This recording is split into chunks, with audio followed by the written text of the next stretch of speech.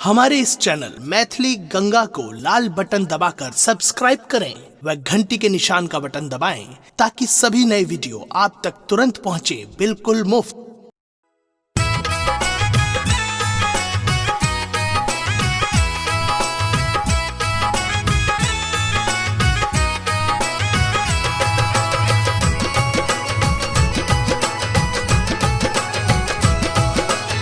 अपने सुन रही थी गंगा कैसेट की प्रस्तुति।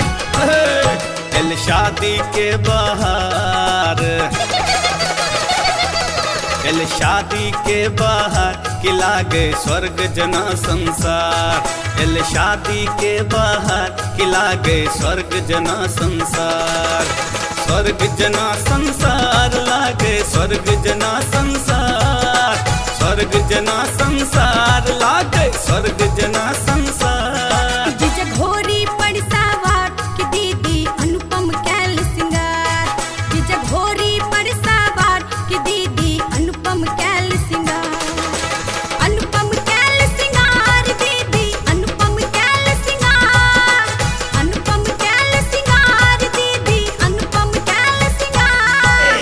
शादी के बाहर कि लागे स्वर्ग जना संसार।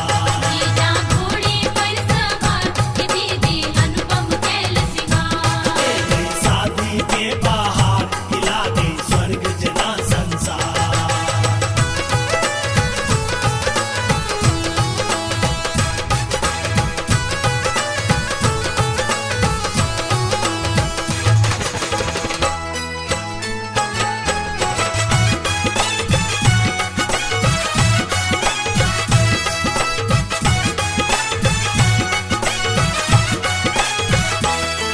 भैया के सेहरा देख के हमरो शौक सहनता जागे।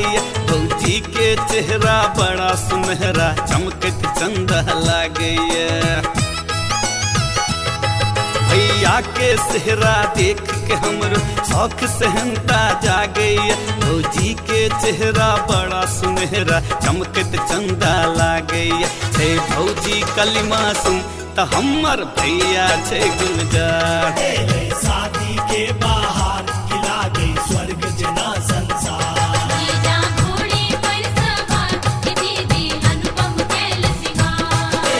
शादी के बाहर कि लागे स्वर्ग जना संसार।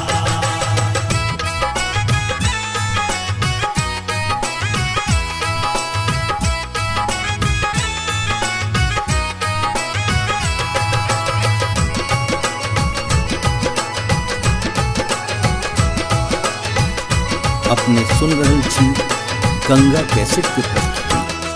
दीदी के ललका जोरा कंगन स्वर्ग परीसन लागई। जीजा के पाग धोती कुर्ता सब हक मन के भावई है।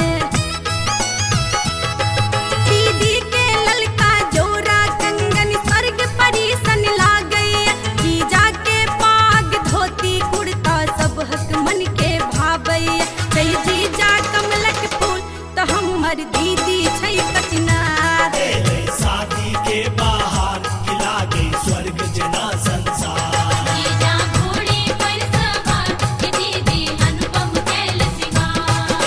शादी के बाहर कि लागे स्वर्ग जना संसार।